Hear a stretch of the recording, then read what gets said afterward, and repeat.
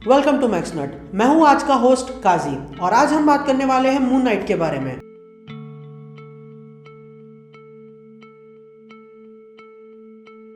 Moon night the vigilante, ये Marvel comics का one of the deadliest और brutal super heroes में से एक है। वो अलग बात है कि इस कैरेक्टर को बनाया गया था एज अ बैटमैन पैरोडी, मगर फिर भी ये काफ़ी ज़्यादा इंटरेस्टिंग कैरेक्टर है। जहां बैटमैन रात में ब्लैक कलर के कपड़े पहन के आता है ताकि उसे कोई देख ना सके, वहां मून नाइट रात में व्हाइट कलर के कपड़े पहन के आता है ताकि विलन्स उसे आते हुए देख सके।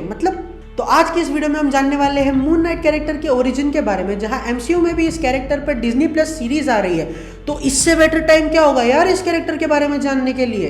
तो मून नाइट की फर्स्ट कॉमिक आई थी 1980s में और उसी में उसका ओरिजिन भी बताया गया था। तो मून नाइट का असली नाम होता है मार्क स्पेक्टर, जो लिटरली इस दुनिया में सबसे कूल नाम है किसी आदमी के लिए। मतलब मार्क MARK वाला नहीं, MARC है वो, और स्पेक्टर यार, मतलब ये नाम किसको नहीं चाहिए। मार्क एक US मरीन ऑफिसर था, पर आगे जाके मार्क एक मर्सिनरी बन जाता है क्योंकि भाई पैसा। आगे चलकर मार्क एक टेररिस्ट रॉल बुशमैन के लिए काम करता है, जो कि काफ़ी जंगली इंसान है। इतना जंगली कि मार्क खुद उससे नफरत करता है, मगर उसी की बदौलत वो इजिप्ट जाता है।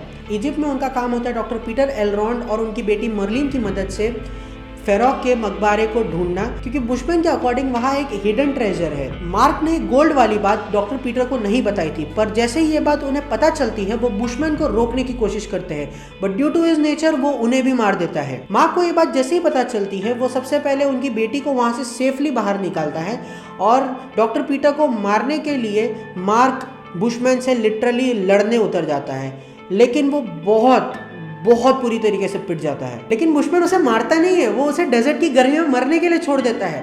लेकिन वहाँ के लोकल्स उसे देख लेते हैं और उसे इजिप्शियन मून गॉड खोंचू के टेंपल में लेके जाते हैं।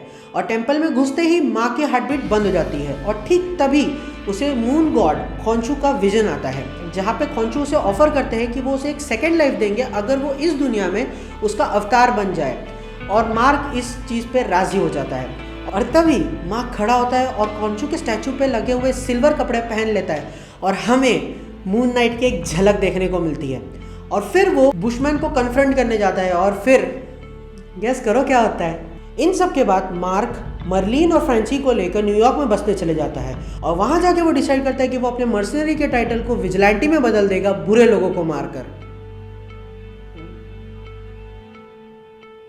ये बैटमैन का कॉपी है यार। इसी के साथ मर्सिनरी डेज में उसने अपने लिए सेविंग्स रखी थी, जिसकी मदद से उसने न्यूयॉर्क शहर में एक छोटी शॉप खोल ली ताकि क्राइम से लड़ते लड़ते उसे भूखा पेट ना सोना पड़े। मून गॉड का अवतार है, पर भूख उसे भी लगेगी भाई। अब मार्क के बारे में आपको एक इंटरेस्टिंग सी बात बताता हूँ। तो असल में मार्क स्पेक्टर को मल्टीपल पर्सनालिटी डिसऑर्डर होता है, जिसकी वजह से वो कभी मार्क स्पेक्टर बनता है, कभी जेक लॉकली, तो कभी स्टीव ग्रांट। और मार्क की लाइफ में इनकी वैल्यू इक्वल है, तो चलिए इनके बारे में जानते हैं। तो स्टीवन ग्रांट एक मिलियनर है और वो एक वेल प्रॉफिटेबल कंपनी का एंटरप्रेन्योर भी है। वो काफ़ी हाई प्रोफाइल लोगों के साथ रहता है और उनके डील्स और कॉन्ट्रैक्ट्स में भी हाथ बटाता है। अब कमाल की बात यह है कि इतनी हाई प्रोफाइल होने के बावजूद भी वो क्रिमिनल एक्टिविटीज़ में साथ देता है और कॉकटेल पार्टीज में भी। पर इसकी वजह से वो लो लेवल क्रिमिनल एक्टिविटीज़ पर ध्यान नहीं दे सकता था, इसीलिए उसने जेक लॉकली की पर्सनैलिटी को क्रिएट किया, जो कि एक कैब ड्राइवर होता है। और जेक लॉकली की मदद से स्टीवन ने लो लेवल क्रिमिनल एक्टिविटीज़ पे ध्यान भी दिया और कॉन्टैक्ट्स भी गेन किए। तो अब बैक टू मून नाइट। तो मार्क अब बुरे लोगों का खात्मा करना चाहता है खोंचू के अवतार में, इसीलिए वो अपने मून नाइट का टाइटल होल्ड करता है, सूट बनाता है, क्रेसेंट मून्स और मून कॉप्टर जैसे वेपन्स भी क्रिएट करता है। इसी दौरान मार्क का दोस्त फ्रेंची एक बिजनेसमैन बन जाता है और एक कमिटी नामक ग्रुप को ज्वाइन करता है। अब ये ग्रुप जैक रसल यानी कि वेयरवुल्फ बाय नाइट को पकड़ना चाहते हैं ताकि उसे यूज करके सिटी पे कंट्रोल ला सके। इसके बाद फ्रेंची कमिटी मेंबर्स को मार्क को ऐसा मर्सिनरी दिखाता है और मून नाइट का कॉस्ट्यूम्स और वेपन्स भी शो करता है। वो कमिटी को भरोसा दिलाता है कि Moon Knight werewolf by night को पकड़ लेगा और मार्क ऐसा करता भी है। पर जैसे ही उसे पता चलता है कि वेयरवुल्फ बाय नाइट का वो यूज़ कैसे करने वाले हैं, तो वो वेयरवुल्फ को रिलीज़ करता है और वो दोनों मिलकर कमेटी को ख़त्म कर देते हैं, जिसके बाद वो फाइनली अपना फर्स्ट क्राइम सॉर्ट करके मून नाइट बन जाता है। इन सब के बाद कमेटी के बचे कुछ मेंबर्स ने मार्क यानी कि मून नाइट को मारने के लिए रॉल बुशमैन को हायर किया। क्या गैस करने वाला था, कर दिया ना गलत गैस। अरे इतनी आसानी से थोड़ी मरेगा यार वो। तो बुशमैन पहले से एक डेडली इंसान था, उसने मून नाइट को बहुत बुरी तरीके से मारा, उसके दोनों पैर तोड़ दिए। लेकिन मून नाइट भी इतनी आसानी से हार मारने वालों में से नहीं था। वो रेज में आकर अपने क्रेसेंट डार्ट्स की मदद से लिटरली बुशमैन का चेहरा चीर के निकाल देता है, चीर के, और फिर बुशमैन एक बहुत बुरी मौत मरता है। अब कर लो गैस। लेकिन अब मार्क की लाइफ नियर टू हेल हो गई थी, जिसकी वजह से वो मून नाइट का टाइटल होल्ड नहीं कर सकता था। वो घर में ही रहता था और पेन किलर्स खाता रहता था।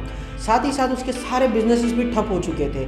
लेकिन वो कहते हैं ना, जब दुनिया तुमसे उम्मीद छोड़ दे वही वक्त होता है करतब दिखाने का। तो मार्क को रियलाइज होता है कि उसकी वन ऑफ द कंपनीज एक टेक्नोलॉजिकल ब्रेक थ्रू करती है, जिसके कारण वो वापस से रिच बन जाता है और अपनी लाइफ कंटिन्यू कर सकता है।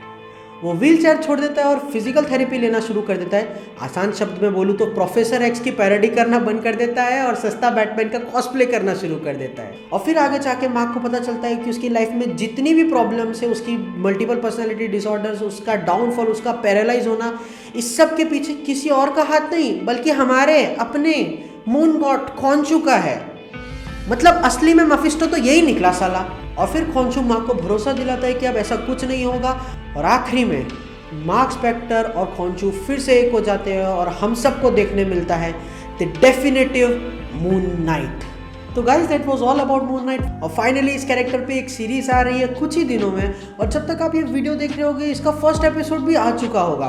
तो नीचे कमेंट करके जरूर बताना कि आपके क्या ओपिनियंस हैं मून नाइट के बारे में। वीडियो पसंद आया तो लाइक करना, नहीं पसंद आया तो डिसलाइक करना, पर कुछ तो करना। आपको नीचे ट्विटर, इंस्टाग्राम और फेसबुक पेज की लिंक मिल जाएगी, उसको जाके फॉलो कर देना। और अगर आपको लगता है कि इस वीडियो में कुछ छूट गया है तो चिंता मत करो यार, अभी बहुत सारी बात करना है मून नाइट के बारे में। उसके लिए इस चैनल को सब्सक्राइब कर देना। तब तक के लिए मैं हूँ Kazi and you are watching Max Nerd. लेकिन यार अभी डेयरडेविल भी डिज्नी प्लस पे आ गई, तो क्या डेयरडेविल का भी मून नाइट से कंपेयर होगा बेस्ट सीरीज के लिए? कोई चांस ही नहीं है मून नाइट।